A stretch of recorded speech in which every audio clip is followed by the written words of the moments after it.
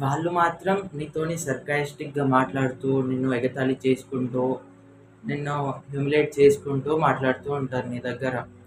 నువ్వు హర్ట్ అవుతావని తెలుసు వాళ్ళకి.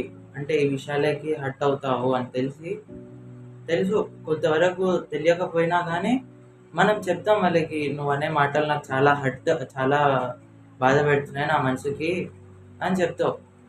మళ్ళీ అలా అలా చెప్పాలి గూడా నువ్వు. ఫస్ట్ టైమ్ చెప్పాలి. నువ్వు ఆ వర్డ్స్‌కి నువ్వు బాధపడుతున్నావు అని.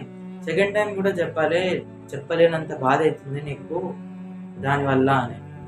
థర్డ్ టైమ్ అసలు చెప్పడమే మానేషేయాలి. అంటే వాళ్ళు వినకపోతుంటే థర్డ్ టైమ్ నువ్వు చెప్పడమే మానేషేయాలి నువ్వు బాధపడుతున్నట్టు.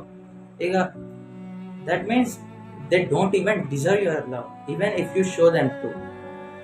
కొన్ని సార్లు వాళ్ళే ఎగ్జాజర్బేట్ చేసి మాట్లాడతారు. అంటే ఇప్పుడు నేనేమన్నానే నువ్వంత బాధపడడానికి? అసలు నువ్వెందుకు అంత ఫీల్ అవుతున్నావు?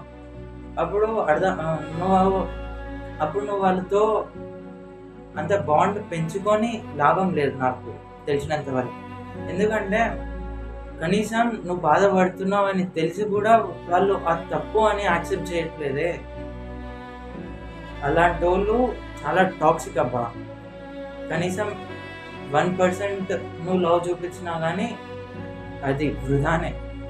అప్పుడు నీకే అనిపిస్తది. అంటే నేనే ఎక్కువ ఓవర్ రియాక్ట్ అవుతున్నానా? అంటే అసలు ఇట్లా రియాక్ట్ అవ్వకూడదా? నీ ఫీలింగ్స్‌కి నీకే వాల్యూ ఉండకపోతుంది. నీతోనే అలా అవుతది. అంటే నీకు నువ్వే ఫీల్ అవుతావు.